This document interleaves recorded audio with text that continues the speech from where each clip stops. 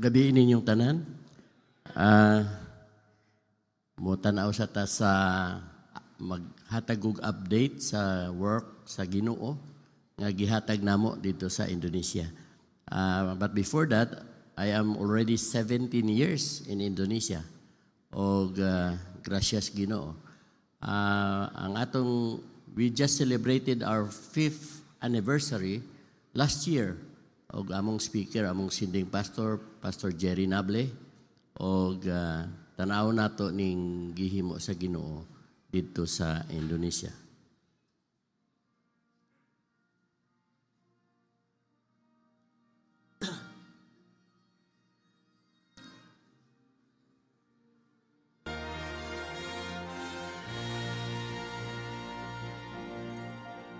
There's a course that must be finished. There's a race that must be run. There's a mission to accomplish and a battle to be won. We've been called to take the challenge by God's might and through His Son. He will give us grace to complete the race, moving forward, pressing on toward the hope of our high calling, toward the promise we've received, with the strength that we've been given, pressing on to victory, and toward the one who's run before us, as we lay each weight aside, till the race is run, till the prize is won, till we reach the finish line. Press on.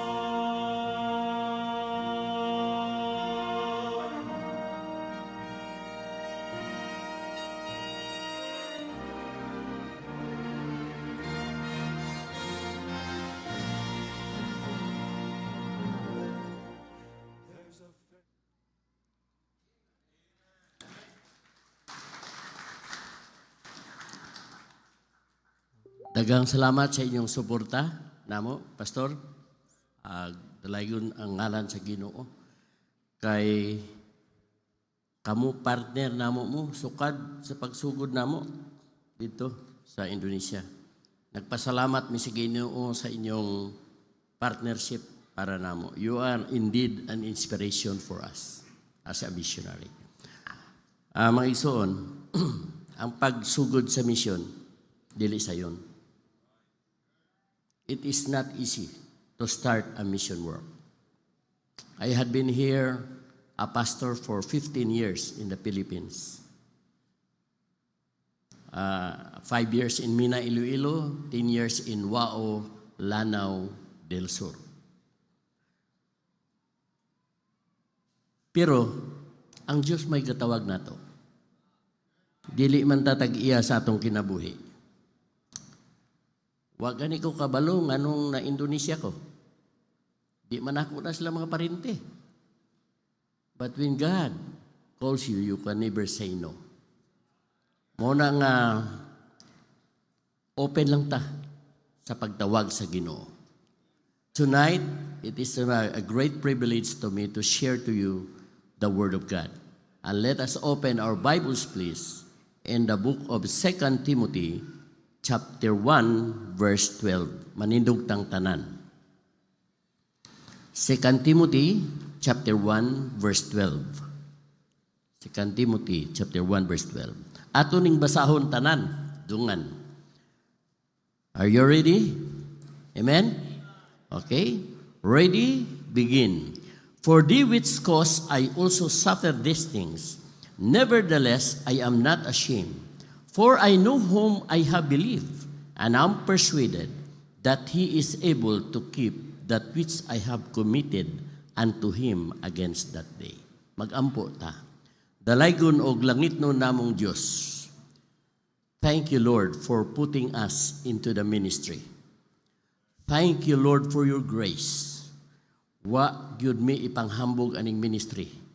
kay kining ministry imo man kini. Salamat sa imong pagigugma, salamat sa imong paggamit kanamo, salamat sa kaluwasan nga imong gihatag kanamo nga libre. Lord, thank you for everything. Indeed, thou art a wonderful and great God. Bless us tonight as we ponder upon your word. Use me, Lord. This we ask and pray in Jesus' name. Amen. Maglingkod mo palihog. Now we have the text. The next for that is the theme. Our theme is in the text. I know whom I have believed. That is the theme. I know whom I have believed. Sa di pa ta magpadayon, this is a statement of a veteran missionary. No other than Apostle Paul. Kung atong susihon ang kinabuhi ni Apostol Pablo, dautan siyang tao. Makasasala sama nato. But in his way to Damascus, sa Acts chapter 9, o tawag na nato sa binisaya ang mga buhat, nasave siya. O kanang kaluwasan ni Apostol Pablo, giusob pag-istorya sa Acts chapter 22. Sabi niyo maigsuon atong kaluwasan, bisag usub-usubon ni. Dili gini siya always fresh gini siya. Believe it or not, kitang tanan naiistorya mahitungod sa atong kaluwasan. Dili parehas ang lugar, dili parehas ang date, dili parehas ang occasion, pero usa lang atong maluluwas. O na ako kina-emphasize for me, the God who will save the Filipinos, the same God who will save the Indonesian people. Sabi ninyo mga igsoon, kanindot kayo na, this is a very personal statement.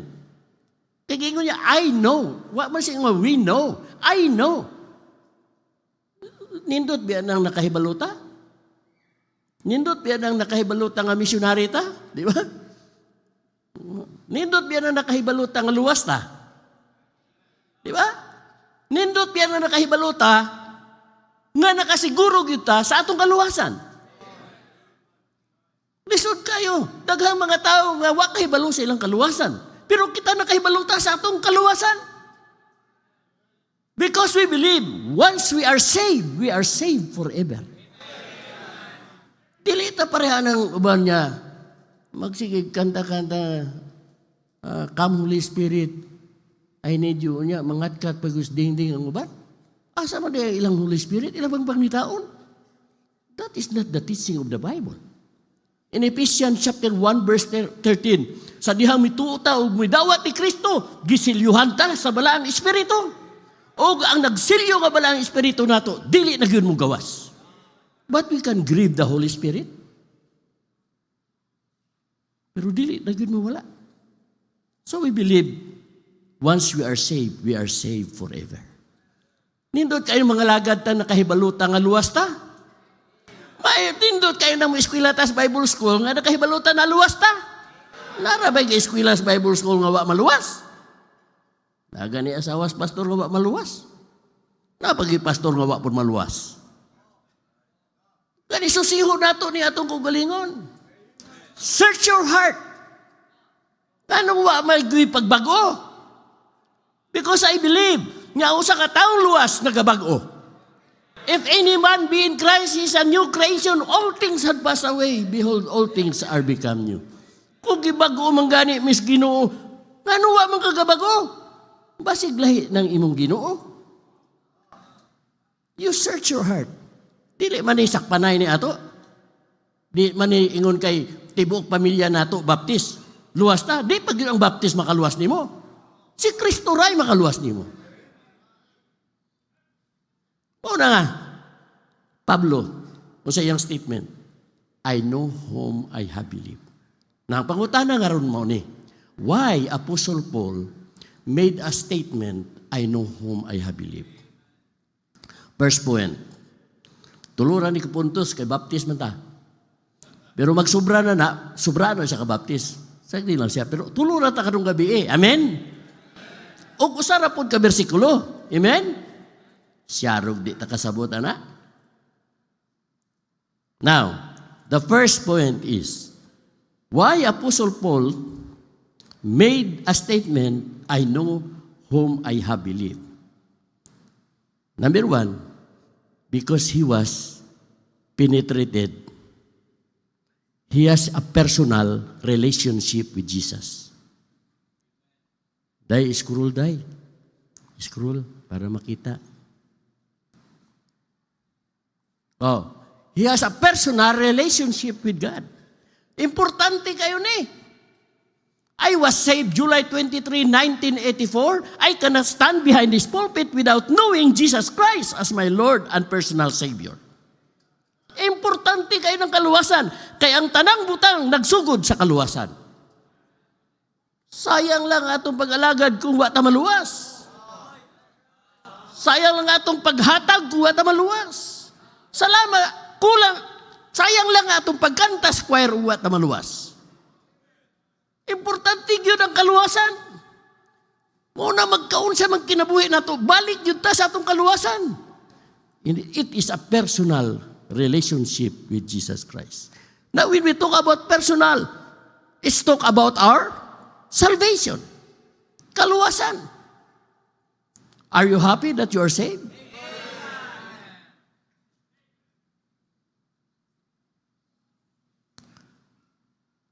Dapat malipayon kita. Christian kita. Langit kita. You know, salamat sa Ginoo nga may gawali sa pulong sa Ginoo. Wa biya ka maluwa, kung wa ka maluwas, wa biya ka dinhi karon. Always remember nga naagigamit nga tao nga naluwas ka. Salamat. Imo kinang hinamduman permi. Pasalamat kas Ginoo sa mga tao gigamit kanimo. First namo nga baptize sa Manado. Dili taga Indonesia. Diri dool ra sa inyo. Taga Mahayag. Nabaru ang apelido. OFW, yato dito. Wa ma-save sa Mahayag, na-save sa Manado, Indonesia.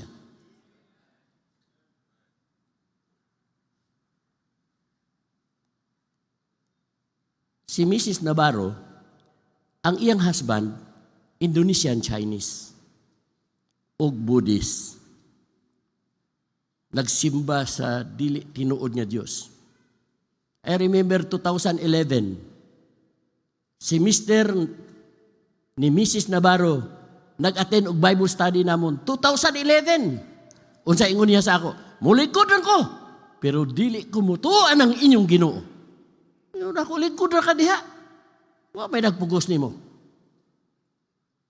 2011 naglingkod, 2017 nakadawat sa Ginoo.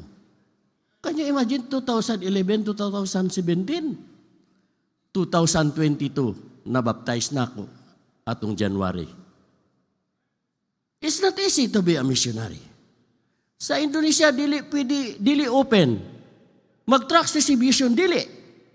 Ang among sponsorship, nga Gereja Baptist Independent Indonesia, gipahimangnuan mi.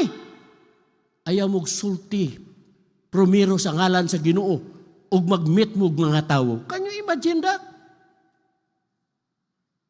Pero ang Ginoo muluwas gyud. Dili pwede. Ingon gani sa uban dito, dili mo pwede mag-start og work.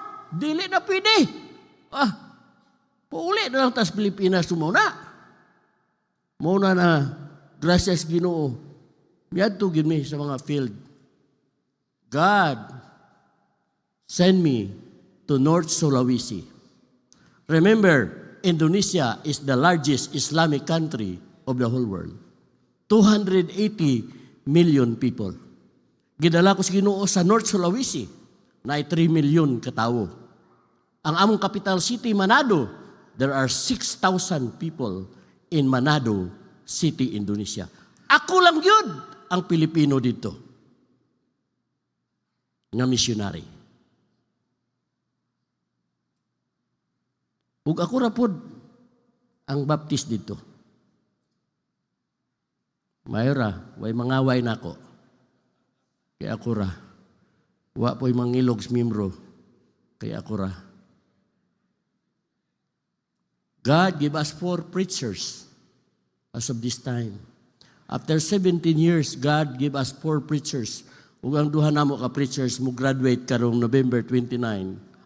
May 29 sa Bethany Baptist Bible College. Dapat malipay mo din sa pigkaranan. Di man mo kaadto sa Indonesia. Pero sa langit, makasugata mo mga Indonesian mo ingon salamat sa iyong suporta. Ni ako dari karon because you have done great for God. That is the first member namo. But the second is an Indonesian Chinese. Buddhist again.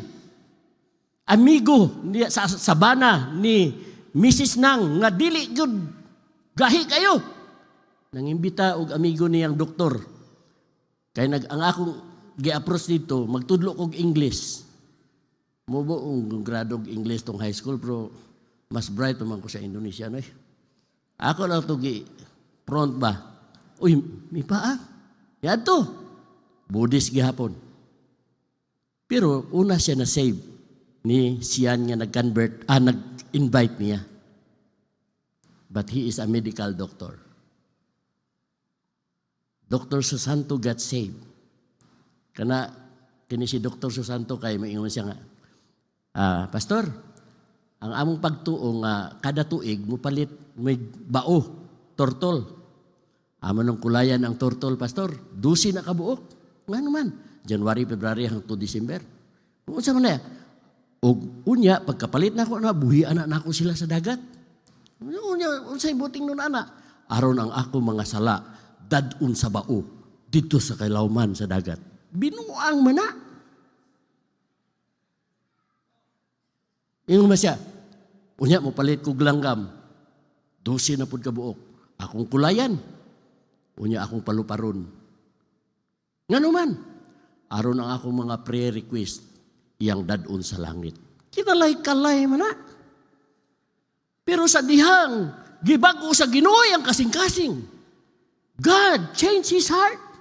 There is power in the preaching of the Word of God.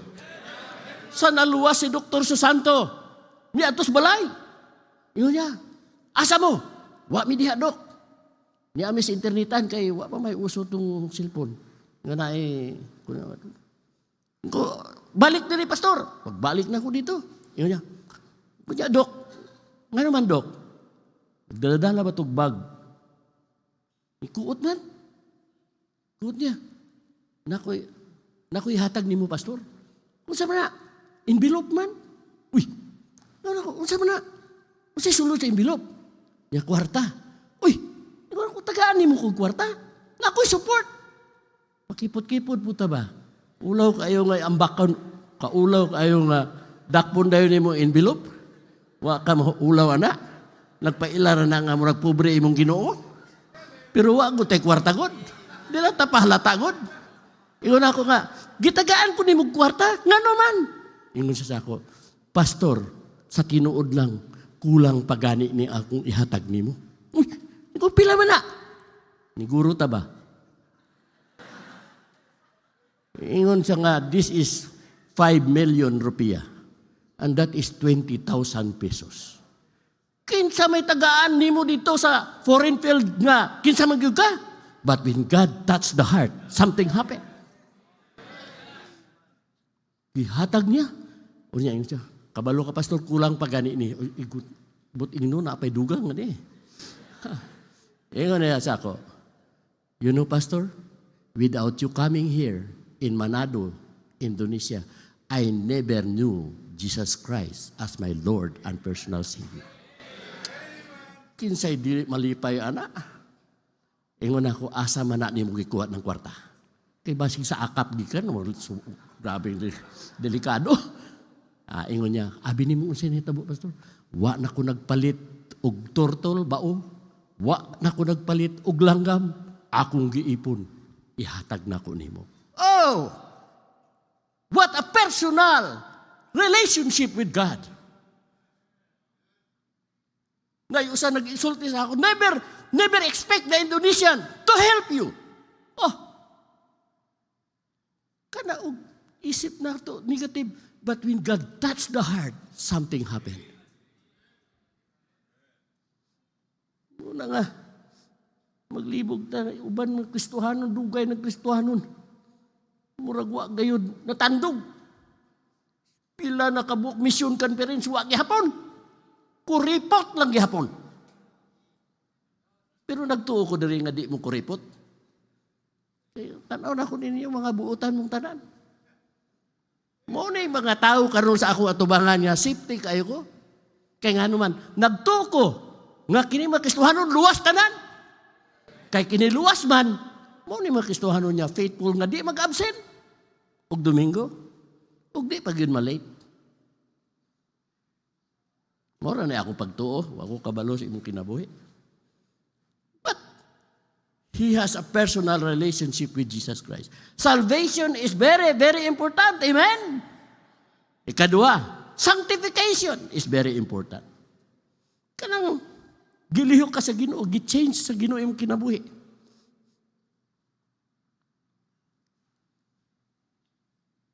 Salamat sa Ginoo.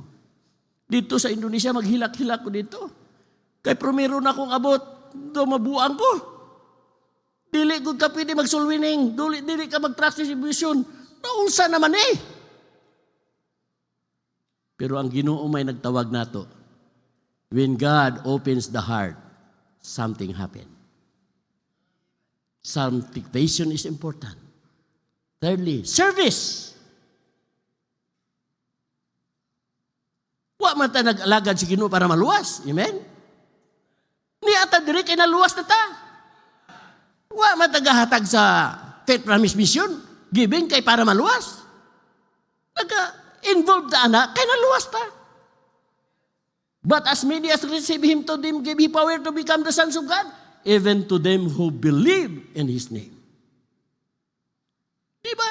Kau sa una di man kamukanta ng now I belong to Jesus and Jesus belongs to me, not for the years of time alone, but for eternity. Ganong kanta ng mga karon, kay naluwas ka na. Kay na ako na si Jesus, niining dughan ko.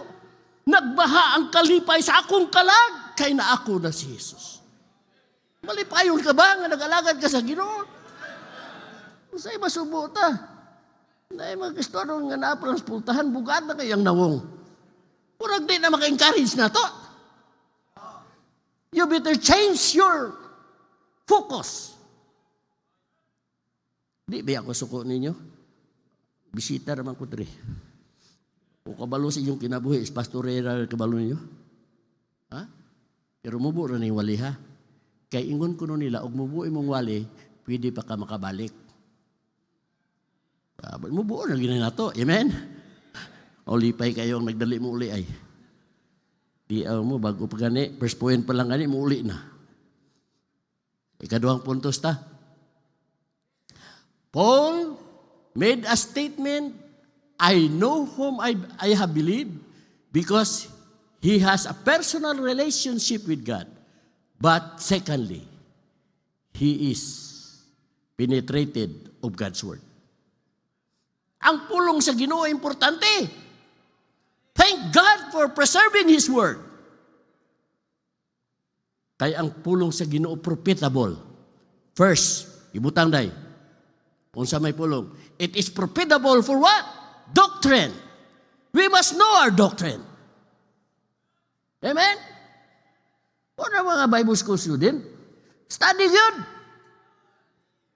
Ayaw na ko nga pag-abot dito sa gawas ka pa mag-study. Diri na. Study good. Know your doctrine. But secondly, it is profitable for reproof.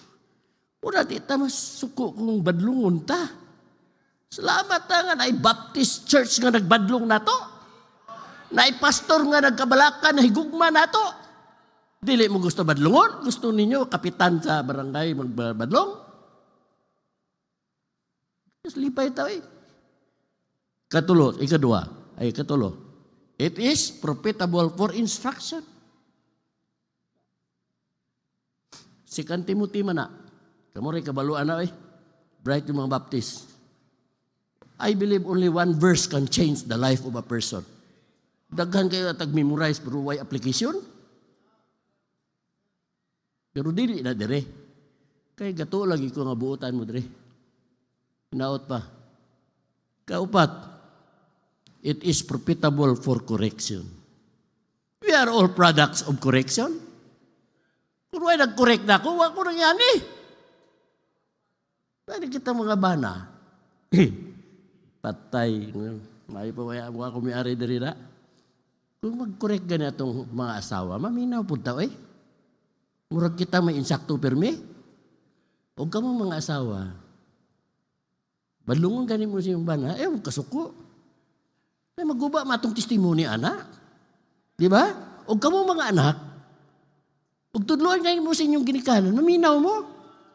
Hindi mo magtubag-tubag. Ay mga anak nga, grabe kayo mo tubag. Ako nagtuo ko mga people din yung mga buutan yun. Di na sila gatubag-tubag sa ilang ginikanan. Hinaot pa. Sabi mo, sakit biya na sa ginikanan tubag-tubag kung sa imong anak. Nindot kayo lang pako niya ulom. Tinapak ko ng ulom karon. He is penetrated by God's word. I have still time, I have still time. Nindot kayo. Ayun. Ato memorize mo gina na to. For God so loved the world that He gave His only begotten Son, that whosoever believeth in Him should not perish but have everlasting life. Ganun na lamang ang pagsinta ng Diyos sa sanlibutan na ibinigay niya ang kanyang bugtong anak upang sino man sumampalataya sa kanya ay hindi mapahamak kundi magkaroon ng buhay na walang hanggan.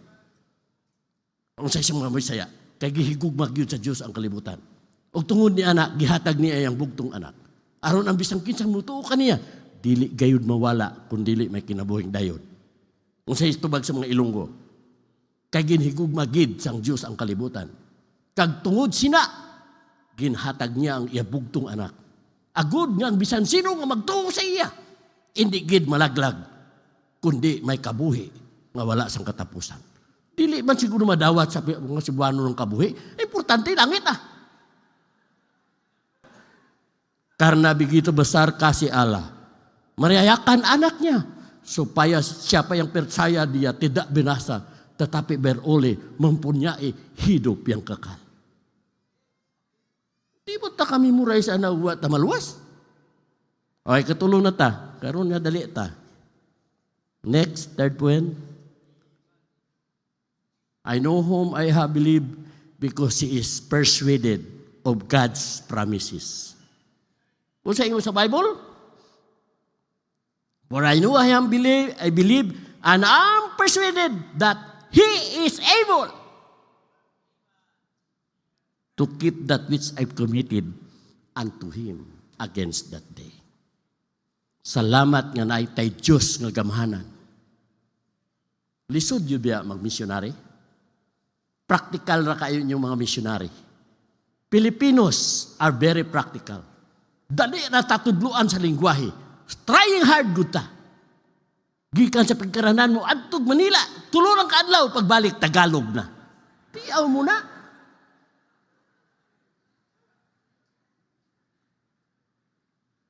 Ako, lakaw ko Indonesia, 40% naman akong support. Kay 2 years naman akong deputation. Kay wa man pud ko gatuo og survey. Nakatuon ako, nagtuon ako ron. Paskang lisura dahil nang wa ka nag-survey. Kay murag malipong kay because you are thinking of Filipino evangelism. Pero mga igsoon, salamat. Lakaw na mo ni Mrs. magdalamig mga seeds. Seeds sa okra. Yung na kay Mrs. dalata. Pagputos na mo sa itom nga plastic aron di matikdan sa pag bawal mo na.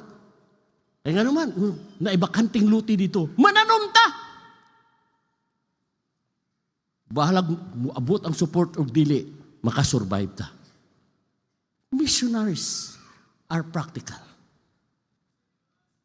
Salamat